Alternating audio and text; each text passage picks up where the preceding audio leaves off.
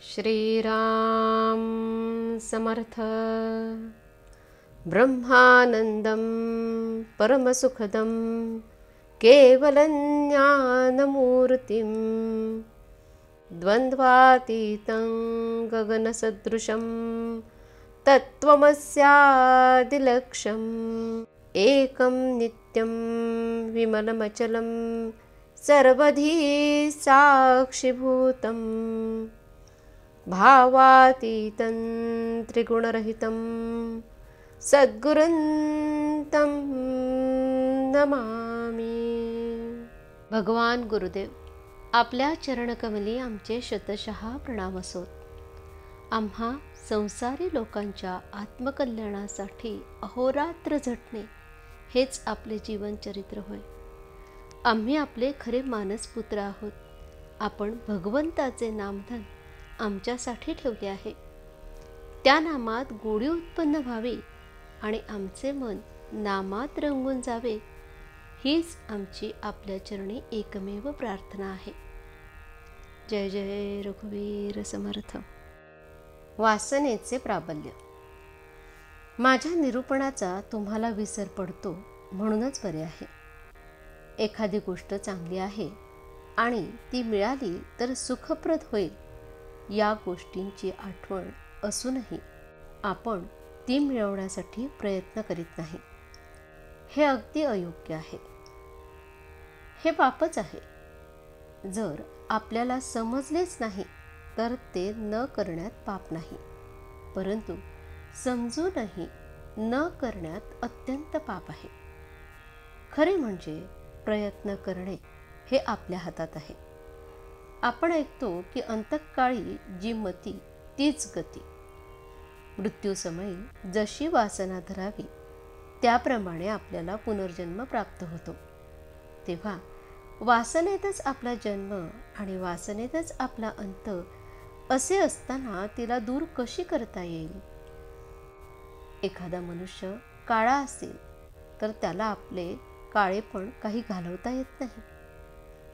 त्याप्रमाणे वासना असणे हा मनुष्याचा एक सहज गुण आहे, तो त्याला पालटता येत नाही।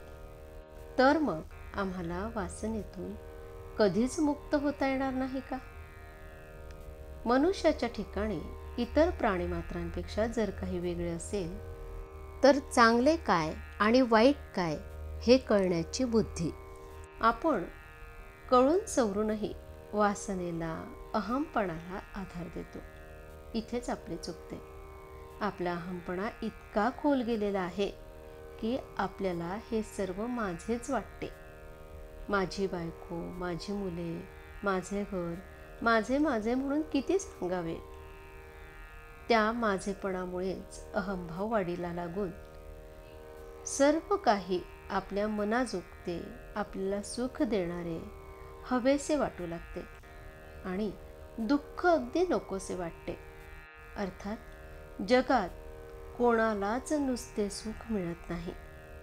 असे असूनही अहमपणाला बळी पडून सुखाच्या लालसेने मनुष्य मरेपर्यंत बरी वाईट कृत्य करीत असतो आणि त्याप्रमाणे त्याची वासना बनत जाते। वासना म्हणजे अभिमान, म्हणजेच मीपणा। अशा रीतीने अहमपणाच जर वासनेचे मूळ अधिष्ठान आहे तर तो नको का घालवायला? खरोखरच मनुष्याचा अहमपणा इतका खोल मुरलेला आहे की त्याचे निर्मूलन करायला तसेच सूक्ष्म अस्त्र पाहिजे। नामा इतके प्रभावी आणि सूक्ष्म अस्त्र दुसरे कोणतेच नाही। ते परमेश्वराच्या अगदी जवळचे आहे, परंतु एवढे असूनही आपण ते आवडीने, निष्ठेने घेत नाही। आम्हाला सर्व काही समजते, परंतु नामस्मरण करण्याचा आळस आपल्यात भरलेला आहे। भगवंत करता आहे असे अनुसंधान जो रात्रंदिवस ठेवील त्याचाच अहंकार जाईल। हे ध्यानात ठेवून आपण भगवंताचे नाम घ्यावे। मनाने भगवंताचे होणे हे भक्तीचे मर्म आहे। आपल्याला जे पाहिजे ते त्याच्याजवळ मागावे मागितलेली वस्तू भगवंत देईल किंवा न देईल. वस्तू दिली तर बरेच झाले, पण आपण मागितलेली वस्तू भगवंताने दिली नाही तर ती देणे आपल्या हिताचे नव्हते असे खरे मनापासून वाटावे.